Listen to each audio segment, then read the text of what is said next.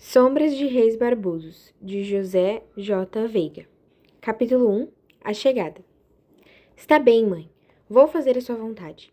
Vou escrever a história do que aconteceu aqui desde a chegada de tio Baltazar.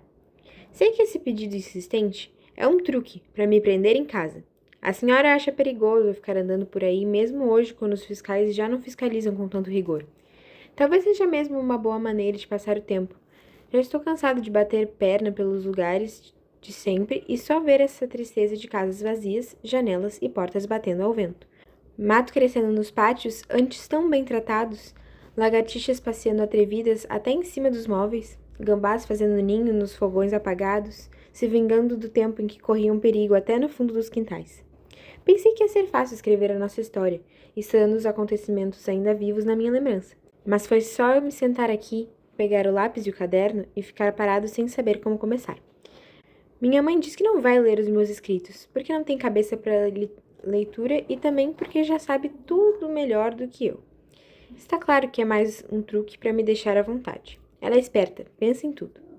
Preciso ter muito cuidado para não deixar o caderno esquecido por aí, principalmente se eu resolver falar no procedimento em casa de tio Baltazar.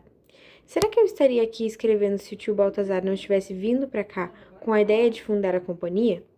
Não estou pensando que a culpa foi dele. A ideia era boa e entusiasmou todo mundo. Mas a história que vou contar começa mesmo com a chegada do tio Baltazar.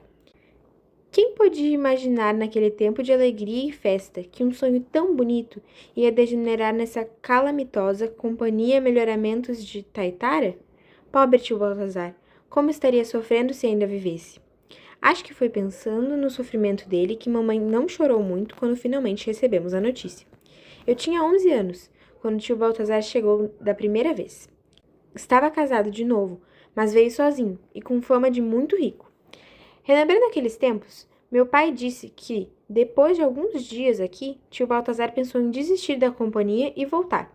Agora eu pergunto de novo, se ele tivesse voltado naquela ocasião, será que ainda estaria vivo? E se ele não tivesse fundado a companhia, será que teríamos passado por tudo o que passamos? Mas perguntar essas coisas agora é o mesmo que dizer se o bezerro da vizinha não tivesse morrido ainda estaria vivo. Estou aqui para falar do que aconteceu, e não do que deixou de acontecer. Tio Baltazar. Um nome, a fama, muitas fotografias. Era assim que eu o conhecia. Parece que ele achava absolutamente necessário a pessoa tirar o retrato todo mês ou toda semana. Frequentemente, mamãe recebia uma fotografia dele tirada em estúdio de retratista ou ao ar livre por algum amigo. Lembro-me especialmente de uma, tirada ao volante de um lustroso carro esporte, que os entendidos aqui diziam ser de fabricação italiana e muito caro. Tio Baltazar aparecia com o braço esquerdo descansando na porta do carro e o cabelo repartido no meio, camisa de gola aberta dobrada sobre o paletó xadrez, igual o que os artistas de cinema estavam usando. Piteira com cigarro na boca, sorriso de rico no rosto simpático. Essa fotografia, com dedicatória para a mamãe, fez o maior sucesso entre os nossos amigos. Além de vê-la, muitos queriam mostrar a outros. Entre zelosa e vaidosa, mamãe emprestava, mas, se a pessoa demorava a devolver, eu recebia a missão de ir buscá-la. Um documento daquela importância não podia passar muito tempo em mãos profanas.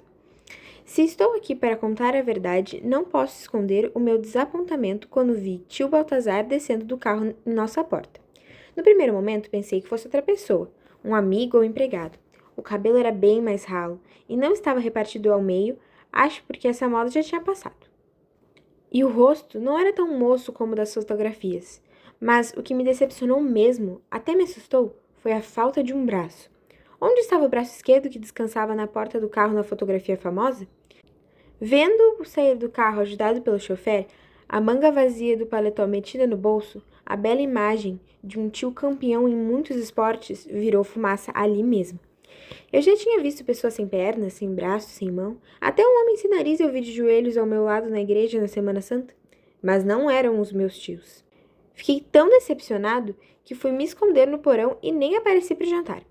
É difícil entender, mas pensando no meu procedimento naquele dia, parece que eu acusava o tio Baltazar de ter cortado o braço só para me humilhar diante dos meus amigos. Mas ninguém se preocupou muito com a minha falta. Só ouvi mamãe me chamar uma vez.